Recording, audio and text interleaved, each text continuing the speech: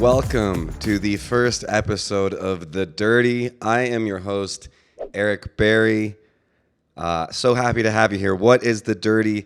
This is going to be a place where I'm going to tell stories. I'm going to interview other people who are going to share stories about some of the perhaps less savory things that they've done in their life. Confiding in myself and the audience, you guys, about things that they might want to share, might not want to share. I don't know. In my history of doing podcasts, these things always end up changing.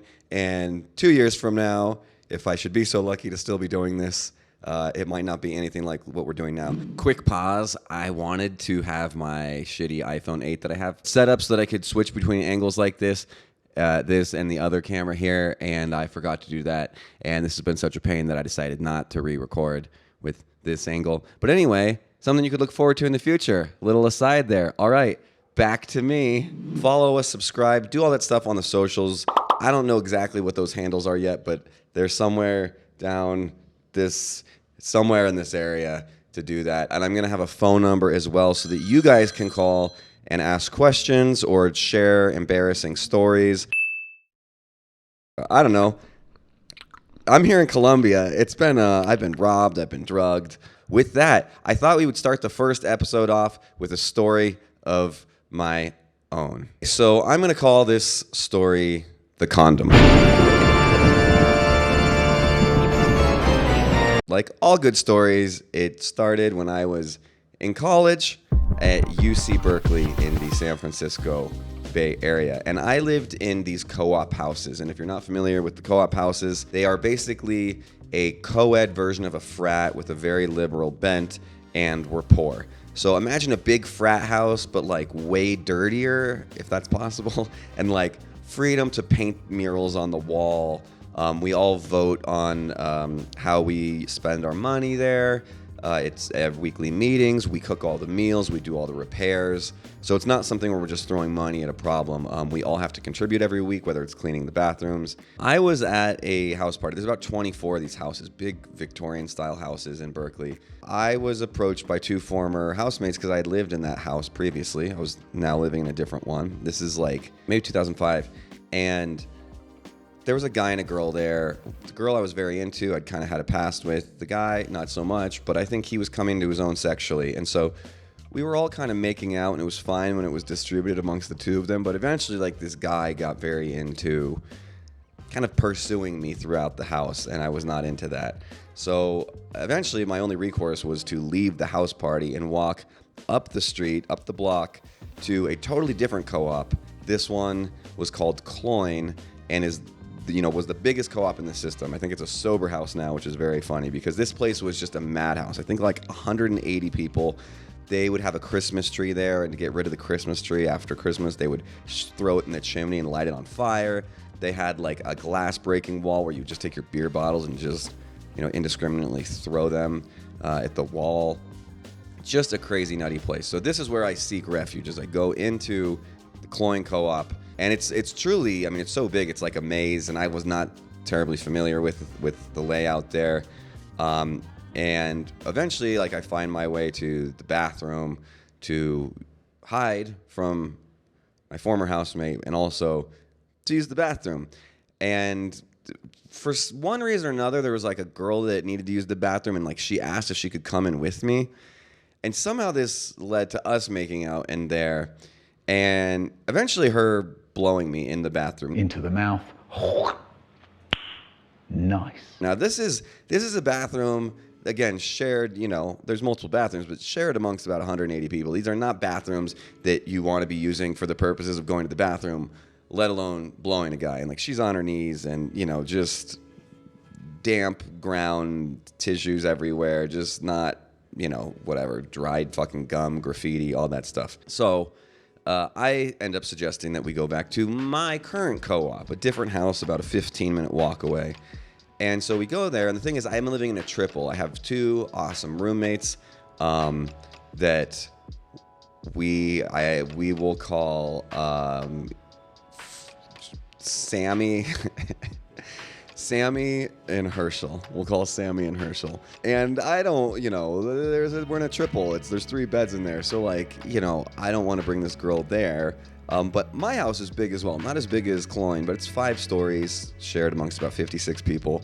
I decide to go into the stairwell landing with this girl. So I believe I'm on like the 3rd floor, then you have the 4th floor, and then this stairwell landing to the roof where there's no rooms, it's just a door going out to the roof. And so there's kind of that landing at the top where, you have some privacy. So we end up having sex, and it's great.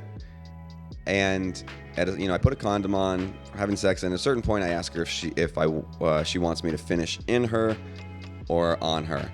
And much to my surprise and delight, I discovered in my college years that frequently the woman will say on her, which, is fun for all. You get to see the fruits of your labor, so to speak. And so I end up coming on her and go to clean up, go kind of snuggle and fall asleep in my room, except I can't find where the condom is. So we go back into my room, and at this point, my roommate Sammy is in there. And so we crawl into my bed, and he's sleeping on the couch, I think because there's a pull-out couch, it was more comfortable. It was quite a cold night. And at some point, it was suggested, we could snuggle and warm up whoever it was. So she and I end up going to the couch where Sammy is. Of course, he starts making out with her. I start making out with her. He starts touching her. I start sucking on her breasts. And then he starts going down and fingering her. And this is really where the term finger blasting was new to me. I think a lot of young people, you think that you're the first generation to have ever used that word. I was convinced finger blasting was a new word when I was 20 years old. But he really put some meaning to it. I mean, he was going up there. You know what I mean? It was like he could have just yanked her off the bed, hung her upside down, like she was a fucking piece of cattle, from his fingers. And she seemingly was very much enjoying it. I was kind of in awe. He was much more sexually experienced than I was at that point in time. But so it's okay, yeah, I guess we're gonna tag team this girl. We got new champions, yeah! At that point, the door opens, and it's our 3rd roommate, Herschel. Hey. And I get kind of embarrassed because it's I've never hooked up with my roommate and another girl before. I don't know what he's gonna think. There's some sort of internalized homophobia I'm going through. We're not gay. Not that there's anything wrong with that. And so I just drop and pretend like I'm asleep, and as do they. And we pass out. I wake up the next morning. She's not there. I'm the only one in the room. So I go out to our big communal kitchen, where people are whipping up a dozen eggs, making quesadillas with giant tortillas from Costco and all that kind of stuff, grating the giant blocks of cheese. And I see Sammy in there. And I'm like, oh my God, dude, last night was crazy. And we're both kind of laughing about it. And I said, yeah, I stopped because Herschel walked in, and I just felt embarrassed. I didn't know exactly what to do. And it seemed kind of embarrassing for us. And he's like, oh, that's why you stopped? And I was like, yeah. And he's like, that's not why I stopped. I was like, well, why did you stop? And he's like, man, this girl really gets around, because as I was fingering her, I felt something, and then I pulled out some guy's used condom. And I said, oh, Sammy, that was my condom that you pulled out. And he just keels over laughing. We're both dying laughing, because that's where my condom had gone. My roommate, Sammy, found it inside of her.